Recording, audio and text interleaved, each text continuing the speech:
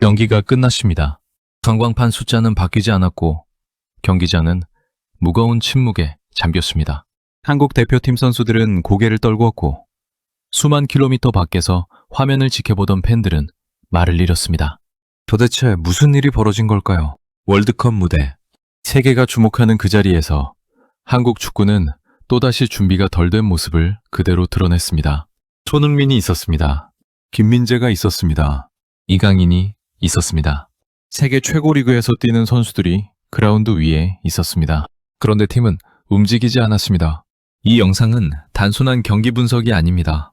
한국 축구가 왜 이 자리에 멈춰섰는지, 무엇이 문제였는지, 그리고 앞으로 어떻게 달라져야 하는지를 이야기합니다. 스포츠 한입입니다. 오늘은 홍명보 체제의 민낯, 그리고 한국 축구 재건의 가능성에 대한 이야기를 준비했습니다. 끝까지 함께 해주세요.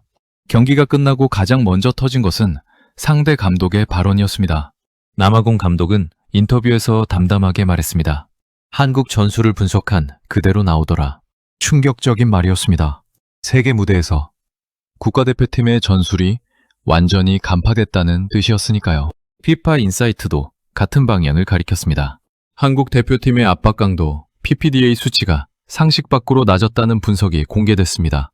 쉽게 말하면 상대팀이 공을 잡았을 때 한국 선수들이 제대로 달려들지 않았다는 겁니다. 현대 축구에서 압박은 선택이 아닙니다. 생존의 기본입니다. FIFA는 이를 리더의 전략적 패착이라고 표현했습니다. 전술이 없었던 게 아닙니다. 전술이 바뀌지 않았던 겁니다. 이전 경기에서 썼던 전술을 그대로 반복하는 이른바 복붙 전술. 상대가 달라도 상황이 달라도 패턴은 같았습니다. 그리고 상대는 이미 그 패턴을 알고 있었습니다. 홍명보 감독이 지휘봉을 잡은 건 논란 속에서였습니다. 선임 절차부터 공정성 논란이 불거졌고 팬들의 신뢰는 출발 전부터 흔들렸습니다. 그러나 기대는 있었습니다. 선수단은 역대 최고 수준이었고 세계 무대에서 검증된 이름들이 유니폼을 입고 소집됐습니다. 손흥민, 김민재, 이강인, 잉글랜드 프리미어리그, 독일 분데스리가, 스페인 라리가, 유럽 최상위 무대에서 매 경기를 치르는 선수들이 한자리에 모였습니다. 누가 봐도 강한 선수단이었습니다. 문제는 그 선수들을 어떻게 쓰느냐였습니다. 그리고 그 질문에 대한 답이 경기를 통해 하나씩 드러나기 시작했습니다. 기대와 현실 사이의 간격은 생각보다 훨씬 컸습니다. 경기 전 믿기 힘든 장면이 펼쳐졌습니다. 팀의 핵심, 손흥민이 선발에서 제외됐습니다. 골이 필요한 순간 가장 많은 골을 넣을 수 있는 선수가 벤치에 앉아 있었습니다. 그것만이 아니었습니다. 수비의 중심, 김민재가 교체됐습니다. 골이 필요한 상황에서 공격수를 넣은 게 아니라 수비 핵심을 빼는 결정이 내려졌습니다. 경기장 안에 있던 선수들도, 중계를 지켜보던 팬들도 고개를 갸웃할 수밖에 없는 순간이었습니다. 숫자 싸움도 이상했습니다. 현대 축구는 공간을 수치로 읽습니다. 어느 지역에 몇 명이 있는지, 상대의 압박 동선이 어디로 향하는지, 삼각형과 사각형으로 유기적으로 연결된 패스 구조가 팀을 움직입니다. 그러나 한국 대표팀의 움직임은 개인에게 맡겨진 것처럼 보였습니다. 연술적 아이디어가 보이지 않았습니다. 팬들의 분노가 쌓이고 있었습니다. 경기가 거듭될수록 의문도 깊어졌습니다. 경기 이후 누군가 먼저 입을 열었습니다. 박지성 위원이었습니다. 그는 이번 사태를 두 가지 단어로 정리했습니다. 2004년의 실패를 그대로 반복한 것입니다. 2004년 아테네 올림픽, 그리고 그 이후로 계속된 협회 행정의 문제들. 박지성이 지적한 건 홍명보 감독 한 사람이 아니었습니다. 협회 시스템 전체였습니다.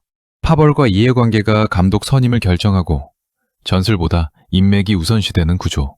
그 구조가 바뀌지 않는 한 감독이 바뀌어도 결과는 같을 수 있다는 경고였습니다. 안정환 위원도 강한 발언을 내놓았습니다. 32강에 가더라도 감독과 협회가 책임지고 싹 다 바꿔야 한다. 더 이상 결과로 면죄부를 받아서는 안 된다는 뜻이었습니다. 성과와 관계없이 과정과 구조가 잘못됐다면 반드시 책임을 져야 한다는 메시지였습니다. 패배 후 기자회견장에서 홍명보 감독은 말을 이어갔습니다. 더위, 잔디, 환경적 요인들이 언급됐습니다. 선수들이 왜 제 기량을 발휘하지 못했는지에 대한 설명이었습니다. 그러나 팬들은 다른 걸 보고 있었습니다. 손흥민은 벤치에 있었습니다. 원술은 이전 경기와 같았습니다. 상대 감독은 이미 한국을 분석해서 알고 있었습니다. 그리고 그 모든 것이 무더위나 잔디와는 관계가 없었습니다. 실패를 통해 배우려면 먼저 실패의 원인을 제대로 봐야 합니다. 그것을 외면할 때 실패는 반복됩니다. 박지성이 말한 2004년이 바로 그런 경우였습니다. 그리고 지금 또 같은 자리에 서 있다는 지적이 나오고 있습니다. 결정적인 건 이겁니다. 이 실패를 어떻게 받아들이느냐에 따라 다음이 달라집니다. 한국 축구가 나아가야 할 방향은 분명합니다. 첫 번째는 협회 쇄신입니다. 감독 선임 절차가 공정성과 실력을 기준으로 이루어져야 합니다. 파벌이나 인맥이 개입할 여지를 차단하는 시스템이 필요합니다. 두 번째는 전술 현대화입니다. 데이터를 읽고 상대의 패턴을 분석하고 경기마다 맞춤형 전략을 세우는 현대적인 코칭 체계. 선수 개인의 기량에 의존하는 방식으로는 더 이상 국제 무대에서 경쟁할 수 없습니다.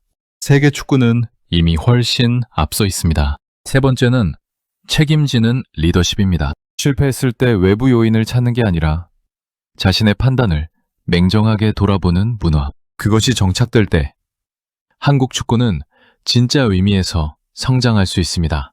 한국 축구는 지금 기로에 서 있습니다. 손흥민 세대, 김민재 세대, 이강인 세대. 이렇게 뛰어난 선수들이 동시에 존재하는 시간은 다시 오지 않을 수 있습니다. 이 황금 세대가 제대로 된 시스템 위에서 뛸 수 있느냐, 없느냐. 그것이 지금 한국 축구의 진짜 숙제입니다. 박지성이 말했습니다. 안종환이 말했습니다. 그리고 수백만 명의 팬들이 같은 말을 하고 있습니다. 이제는 바꿔야 한다고. 비판은 애정에서 나옵니다. 분노는 기배가 있었기 때문에 생깁니다. 한국 축구를 향한 팬들의 목소리가 멈추지 않는 이유는 아직 포기하지 않았기 때문입니다. 골든타임이 왔습니다. 이 시간을 어떻게 쓰느냐가 한국 축구의 다음 챕터를 결정할 것입니다. 오늘 영상이 도움이 되셨다면 좋아요와 구독 눌러주세요. 여러분의 응원이 스포츠 한 입을 만드는 힘입니다. 다음 영상에서 또 만나요.